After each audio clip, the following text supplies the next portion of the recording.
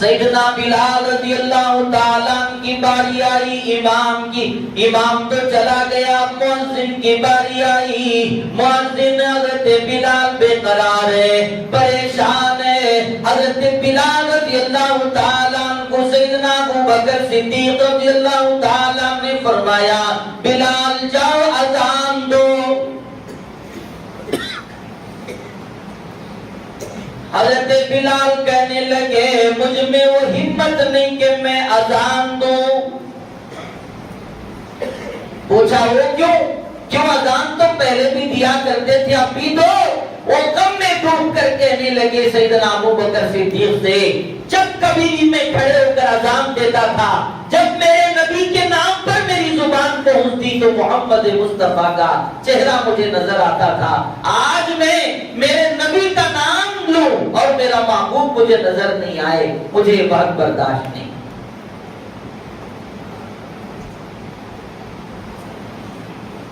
سیدنا ابو بکر صدیق رضی اللہ تعالیٰ نے فرمایا بلال نہیں آپ کو اذان دینا ہوگا ورنہ تو یہ مدینے والا تم سے ناراض ہو جائے گا۔ ساری زندگی تو اذان دیا، ساری زندگی تو مسجد نبوی کا مؤذن بنا رہا، جب میں آ گیا تو میں چلا آیا تو وہ بلال اذان دینے تیار نہیں۔ حضرت بلال مجبوراً کھڑے ہو گئے، اذان دی، اللہ اکبر اللہ اکبر۔ جب میرے آقا کے نام پر پہنچے بے ہوش ہو کے گر پڑے۔ لوگوں نے جگایا بلال کیا بات بنی، بلال کیا ہوا، کیوں بے ہوش ہو کے گر گئے؟ حضرت بلال کہنے لگے کیا کروں، میرے مصطفیٰ کا چہرہ نظر نہیں آتا۔ حضرت بلال نے فیصلہ کر دیا۔ حضرت شیخ زکریا رحمت اللہ علیہ فضائل اعمال میں بھی لکھا ہے کہ تقریباً 1 سال تک حضرت بلال مدینے سے باہر رہنے پر مجبور تھے۔ صحابہ نے پوچھا بلال نبی کی مسجد چھوڑ کے جاتے ہو، ہمت کیسے ہوئی؟ حضرت بلال کہتے مجبور ہوں کیا کروں، نبی کے منبر کو دیکھتا ہوں تو مجھے میرا نبی یاد آتا ہے، مصلی دیکھتا ہوں تو میرا محبوب یاد آتا ہے، مدینے کی جس گلی سے گزرتا ہوں اس گلی میں وہ دیکھتا ہوں تو مجھے نبی کا چہرہ دیکھتا ہے، مجھے برداشت نہیں ہو رہا ہے۔ جس کسی سے محبت ہو جائے، جس کسی سے عشق ہو جائے، اس کے ساتھ جو وقت گزرا کرتا ہے، وہ وقت گزرنے کے بعد اگر محبوب وہاں سے جدا ہو جائے، دوست جدا ہو جائے، تو دوست کہتا ہے میں اس مقام پر نہیں جاؤں گا اس لیے کہ میرے دوست کا ساتھ وہاں رہا کرتا تھا، اس کی اور میری دوستی بہت زیادہ تھی، اس کی اور میری محبت بہت تھی، اگر میں اس مقام پر جاؤں تو اس کی یاد مجھے ستاتی ہے، اس لیے میں اس مقام پہ نہیں جاتا۔ یہی بات حضرت بلال نے کہی تھی۔ 1 سال گزر گیا، اتفاق سے 1 سال گزر جانے کے بعد میں حضرت بلال آرام کر رہے ہیں۔ نبی آخر الزمان صاحب قرآن محمد عربی صلی اللہ علیہ وسلم کی خواب میں زیارت ہوئی۔ تو سبحان اللہ، اللہ تعالیٰ ہمیں بھی زیارت نصیب فرمائے۔ اور لوگوں اس کی خواہش رکھو، اس کی تمنا رکھو اور اس کی کوشش کرو۔ خدا کی قسم جو نبی صلی اللہ علیہ وسلم کو زیارت کر لینا خواب میں بھی، جنت اس پر واجب ہو جائے گی، جہنم حرام ہو جائے گی۔ تو سبحان اللہ، اللہ والوں نے، بزرگوں نے کتابوں میں لکھا ہے اگر آپ نبی صلی اللہ علیہ وسلم کی زیارت کرنا چاہو تو آسان طریقہ یہ ہے تم کثرت سے نبی پر درود پڑھو اور صبح جاگ کر وہ رات جو مقبول والی رات، نصیبوں والی رات، نصیب جاگ جانے والی رات، خوشیوں والی رات، وہ رات جس رات میں نبی کا دیدار ہو جائے، تم صبح اٹھ کر اس بات بات کی شکایت نہ کرو، نہ ڈاؤٹ کرو، اور نہ خیال ہو سکتا ہے کہ کسی طریقے سے خواب آ گیا ہے۔ بزرگان حضرات کتابوں میں لکھتے ہیں کہ یہ جب خواب پڑ جائے نا تو گویا کہ خوش نصیب ہی ہے، اس لیے کہ شیطان کی طرف سے ہر خواب آ سکتا ہے لیکن نبی کی شکل میں نہیں آ سکتا۔ جب نبی خواب میں آ جائے تو گویا نبی ہی آئے ہیں، گویا کہ وہ خوش نصیب ہے، اس پر تو جنت واجب ہوگی۔ گناہوں کو چھوڑنا پڑے گا، اور نوجوانوں توبہ کرنا پڑے گا۔ جن آنکھوں سے غیر محرموں کو دیکھتے ہو ان آنکھوں سے نبی کی زیارت نہیں ہوتی۔ جو آنکھیں دوسروں کی بہن اور بیٹیاں سے محفوظ نہیں ان کو نبی کی زیارت نہیں ہو سکتی۔ آنکھوں کو پاک و صاف رکھیں گے تو نبی کی زیارت ہوگی انشاءاللہ۔ اللہ تعالیٰ عطا فرمائے۔ حضرت بلال کے خواب میں نبی آئے، حضرت بلال سے فرمایا نبی صلی اللہ علیہ وسلم نے، بلال کیا بات ہے، کیا یاری ہے، کیا دوستی ہے؟ اور بلال اتنا عرصہ ہو گیا تم مجھے بھول بیٹھے ہو، کیا بات ہے اتنا بھول گئے اور مجھے چھوڑ کر اتنا دور چلے گئے؟ کیا وہ یاد نہیں وہ دن جب مکے کی گلیوں میں گلے میں تمہارے رسی ڈال کر بازاروں میں کھینچا جاتا تھا، گرم ریت پر لٹا کر تمہارے اوپر چٹانیں رکھی جاتی تھی، اس وقت تو میرا ساتھ نہیں چھوڑا، آج میرا ساتھ چھوڑ کے بھول بیٹھے ہو؟ قربان جاؤں عاشق رسول بلال رضی اللہ عنہ پر فوراً جگ گئے، کہنے لگے رخت سفر باندھو، مجھے ابھی مدینہ چلنا ہے۔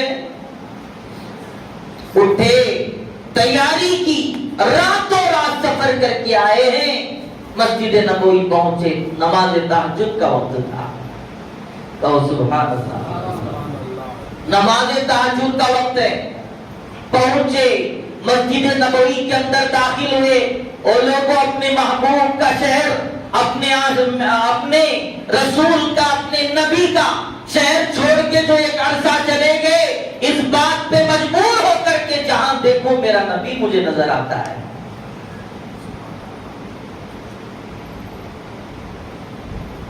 آج کسی کے گھر کسی کا بیٹا رخصت ہو جائے، باپ یہ کہتا ہے جس کمرے میں میرا بچہ سویا کرتا تھا اس کمرے میں مجھے نہ لے جاؤ، اس کمرے کو بند رکھا کرو، اس لیے کہ اس کمرے کو جب دیکھتا ہوں تو میرا معصوم مجھے یاد آتا ہے۔ میرا بیٹا فلاں دکان میں بیٹھا کرتا تھا، اس دکان کو جب میں دیکھتا ہوں، اس آفس کو جب میں دیکھتا ہوں، میرا بیٹا مجھے یاد آیا کرتا ہے، اس لیے میں ادھر کا رخ ہی نہیں کرتا۔ بلال تیرے عشق پہ قربان جائیں، یہی بات نے تجھے مجبور کر رکھا تھا۔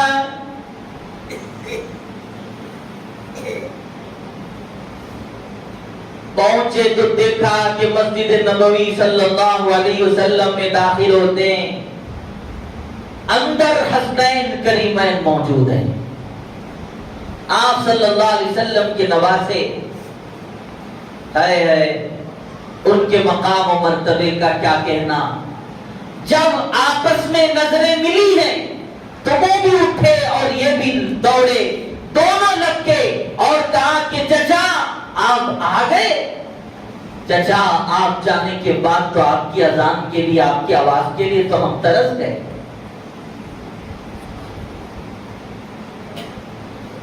آپ کی آواز کے لیے ہمارے کانے ترس رہے۔ چچا اچھا ہوا کہ آپ تشریف لائے، اذان دیں۔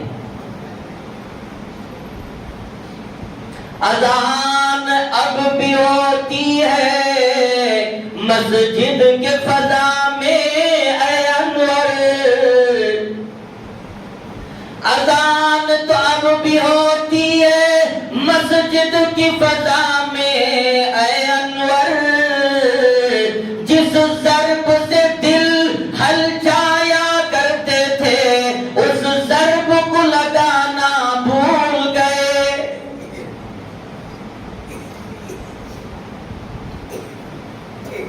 رسم اذان رہی، روح بلالی نہ رہی، رہ گئی رسم اذان، روح بلالی نہ رہی، فلسفہ رہ گیا، تلقین غزالی نہ رہی۔ فرمایا حسنین کریمین نے، بلال اذان دو، ہم کو اذان سننا ہے۔ چچا بلال اذان دو، ہماری کھانے تو ترس رہی ہیں آپ کی اذان کے لیے۔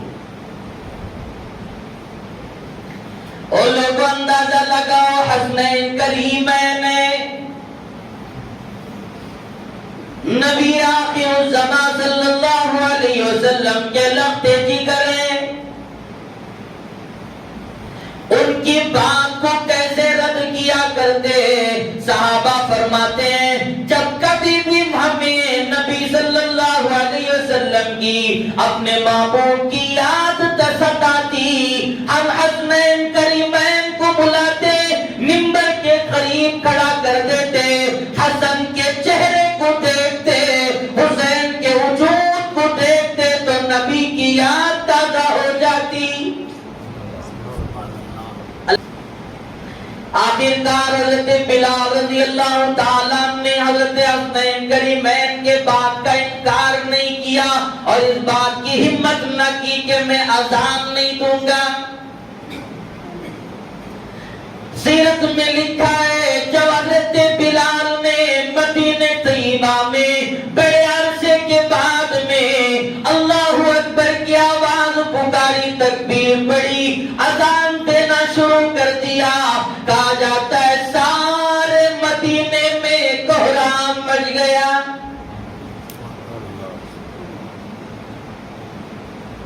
اور تاریخ پڑھ کے دیکھ لو، جو اس وقت جتنا رویا گیا اس کے بعد کبھی اتنا رویا نہیں گیا۔